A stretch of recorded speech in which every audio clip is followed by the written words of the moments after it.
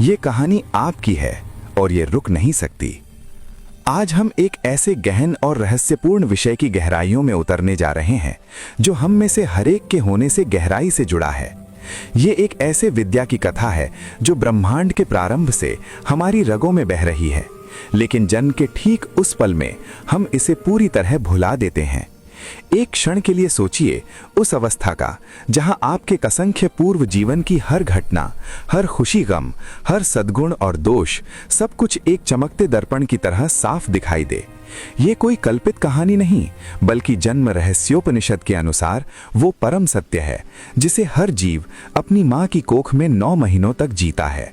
वो एक सर्वदर्शी की स्थिति होती है जहां काल और कर्म के सारे गूढ़ राज उसके सामने खुल जाते हैं। तो फिर जन्म के उस निर्णायक पल में ऐसा क्या होता है कि हमारे भीतर का ये अनंत ज्ञान का सागर एक बूंद भी बाकी न रहकर सूख जाता है?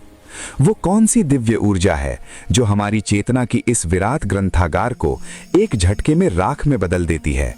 आज हम शुक्ल यजुर्वेद से जुड़े इसी जन्म रहस्योपनिषद के गुप्त से पर्दा हटाएंगे, जिसे महान ऋषि कश्यप ने अपनी अद्भुत साधना और बोध से जानकर समस्त मानव जाति के सामने रखा था।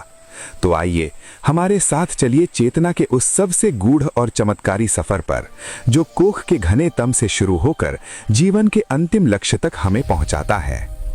आत्मा के इस रहस्य को समझने से पहले ये जानना जरूरी है कि आखिर ये जन्म रहस्योपनिषद क्या है। उपनिषद हमारे प्राचीन वैदिक ग्रंथों का वो अनमोल हिस्सा है जिन्हें वेदों का सार कहते हैं, उनका चरम और उच्चतम बोध। ये वो किताबें हैं जो हमें यज्ञों और रस्मों की सरहदों से आगे ले जाकर आत्मा, ईश्वर, सृष्टि और जीने के मौलिक सवालों के जवाब देती हैं। इन्हीं 108 मुख्य उपनिषदों में एक खास मुकाम है जन्म रहस्योपनिषद का, जिसके रचयिता महर्षि कश्यप माने जाते हैं। ऋषि कश्यप, जो खुद महान ऋषि मरीचि के वंशज थे, एक महातपस्वी थे। कहते हैं कि वे सिर्फ काश वृक्ष की जड़ें खाकर जीवित रहते थे और इसी से उनका नाम कश्यप पड़ा। उन्होंने अपनी असाधारण विद्या और तप से उन रहस्यों को जाना जो साधारण इंसान की पहुंच से बाहर हैं।